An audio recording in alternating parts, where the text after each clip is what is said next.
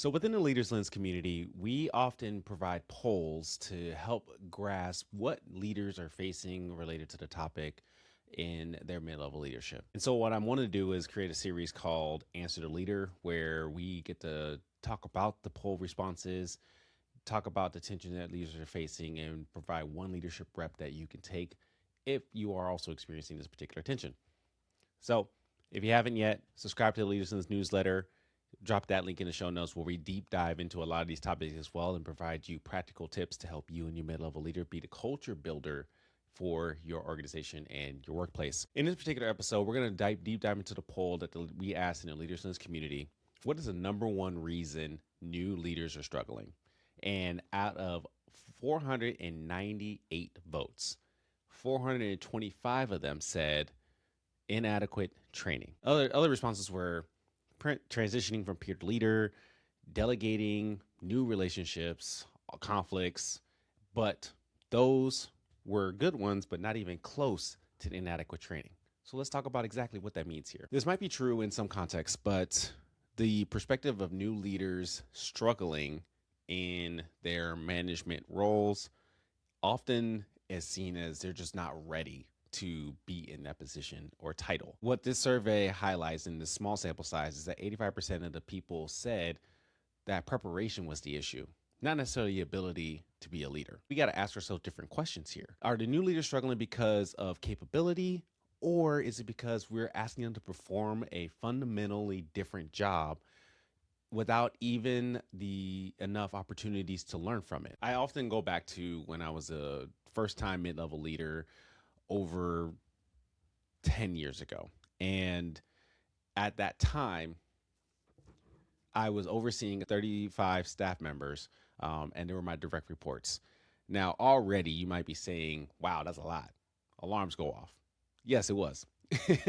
And even as I was processing my new leadership in that space, I was promoted to that role because maybe a certain set of skills that I had, but it wasn't a full, complete set to develop this full team of 30 staff members, all having different contexts, different experiences within the workplace, and even in the industry that I was already relatively new to, but trying to adapt, trying to lead, trying to guide, trying to manage these individuals.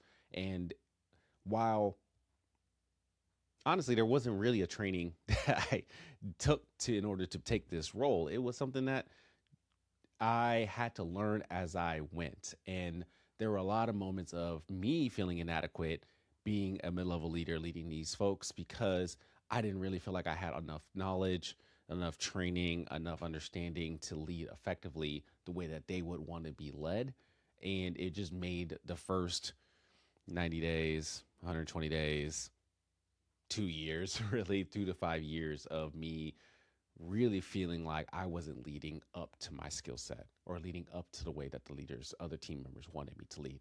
And I know that feeling really well. And I know that is a feeling that a lot of leaders who are stepping into their middle management role are also feeling too, that they aren't cutting out the way that they need to in their leadership and they don't feel capable of leading, when honestly, it's just because maybe the preparation towards that role wasn't set up or outlined effectively for them to be successful. A lot of organizations I know fall into this trap of promoting staff members or promoting people based on their like competency within the work, which is great. We need to have competent people in these leadership roles to help speak to, navigate, guide, strategize, and all that. But we recognize that as we promote people who were once individual contributors or overseeing a particular aspect of the organization into a mid-level leadership or higher senior leadership role, that promotion changes the type of work that you do. You're not just executing the work, you're strategizing. You are providing more context, more understanding. You are helping connect the dots. There's more gray area. There's more nebulous activity happening at that stage. The success depends on how you get feedback or how you set expectations or navigating through conflict, how you delegate particular tasks effectively, how you develop the people that's underneath you to be successful within their work. Success also looks like how do you build trust with the staff members that you're leading, how are you communicating decisions well, or even communicating decisions that may not necessarily be what people like and creating the alignment necessary for the work to continue. The leader may receive the new title, but the preparation and the transition to be effective in that preparation may not always be there. If you are a leader who's feeling inadequate or feeling like you're not getting the proper training in the space, or kind of like me who stepped into this role not really knowing exactly the full extent of what does it mean to be a leader in these areas, transition your perspective to think that just because you got promoted doesn't mean you already know how to lead. Yes, you have a base understanding of what leadership means and looks like, but leadership looks different in this role.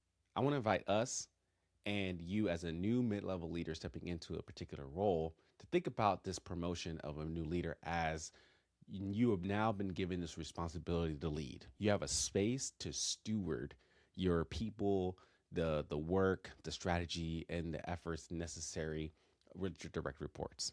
That's fantastic. But don't automatically think that the skills are going to come right away, right? That's why we have to grow in our knowledge and skill sets to be developed as a leader, and it's part of the job. It's not going to be something that's going to be given to you day one. It's going to happen over time through experiences, through research, through conversations, through mentorship, and along the way. And sometimes you may not get that type of development handed to you. It may be something that you have to create and cultivate for yourself to shore up the gaps or to strengthen the areas that you are already leading well or want to lead well in. So here are 3 points I want you to take away and a particular action that I want you all to follow up on as you continue to develop in your new level leadership. Number 1, the skills that got you promoted are necessarily the skills you need next. You have ones that helped you get to your point, but now you need to take it to the next level. You might be a good problem solver. You might be able to see systems well. You could be a high performer in many ways in your leadership. And we want to make sure that you hone and understand, acknowledge the strengths that are there. But to be effective and increase your effectiveness will depend on what happens through your leadership with other people. So how are you collaborating? How are you connecting? How are you expanding upon some of those other areas and skill sets to help move other people as a group, as a team moving forward, not just yourself or 1 or 2 people. So you need to start thinking about what needs to change in your skill set in leadership when now that you're responsible for somebody else to become successful, because that's what leadership is. You are guiding and supporting and navigating others to achieve that goal. So how are you working through other people to achieve the end goal and achieve the strategy that is set on your plate? Point number 2, leadership is learned through repetition, not just receiving information. I remember when I first started, I read a lot of books that were centered on what leadership is, means, the strategy. There was one book I remember in particular, the first 90 days of the things that you need to do in your first 90 days on the job. And they were all great. I took the courses. I even got the MBA during that time. It was really great to kind of capture at least what the culture is saying when it comes to leadership in its entirety. But that changes when you have to actually put it into action. You can read about how to give feedback, but once you actually give the feedback is when you know whether or not it's effective or not. You can read about delegation and how to do that well, but it's not until you actually start providing tasks and resources to another person and see the actual response that they give, whether it's pushback or the resistance to even do the work, that then you have to change your approach or your strategy. So leadership, just like anything else that we do in our world, requires practice, and you got to put the effort in and get the reps in so you can get the practice going so you can be effective.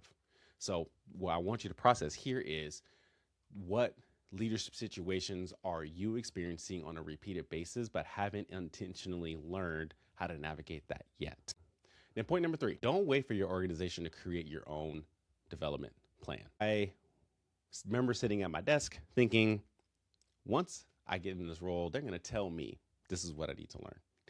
And that didn't happen at all. Yes, I utilized some of the organizational resources that were out there, the documentation, the reports that were related to what does it mean for my role and understanding what that means. I needed more. I needed expansive. I also needed to look at other industries or other organizations to of how they do it and see what I can bring into my current leadership and context to develop myself.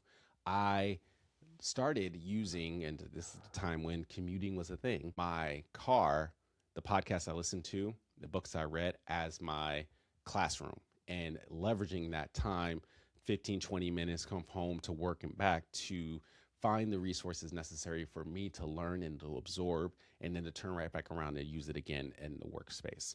I journaled quite a bit. I had mentoring conversations with C-suite leaders to see how they saw the organization from their lens.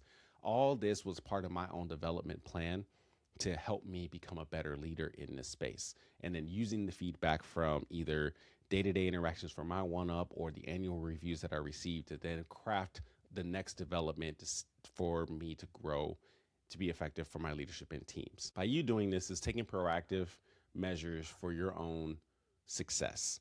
You identify the skills within your current role that are going to be demanding for you to know, and then you start building the intentional reps necessary for you to strengthen that.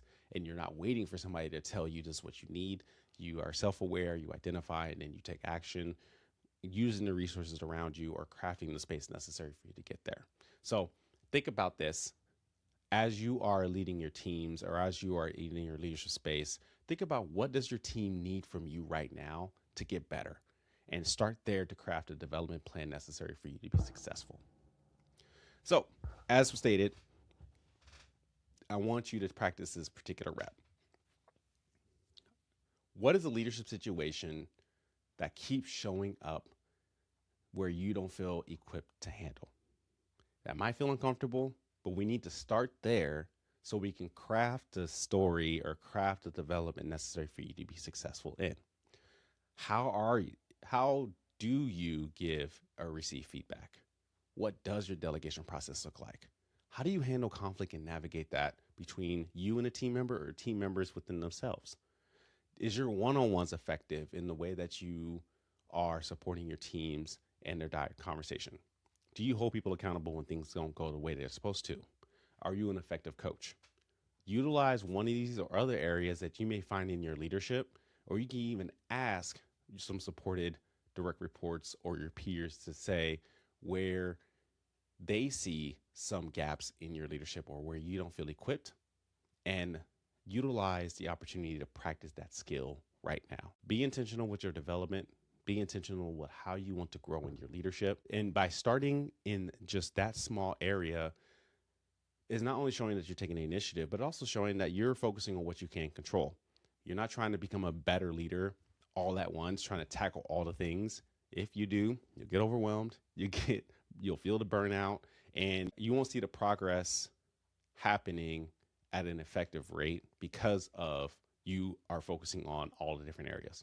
Pick one, build that one rep, make sure that rep is sustainable for your success, and then you move on to the next.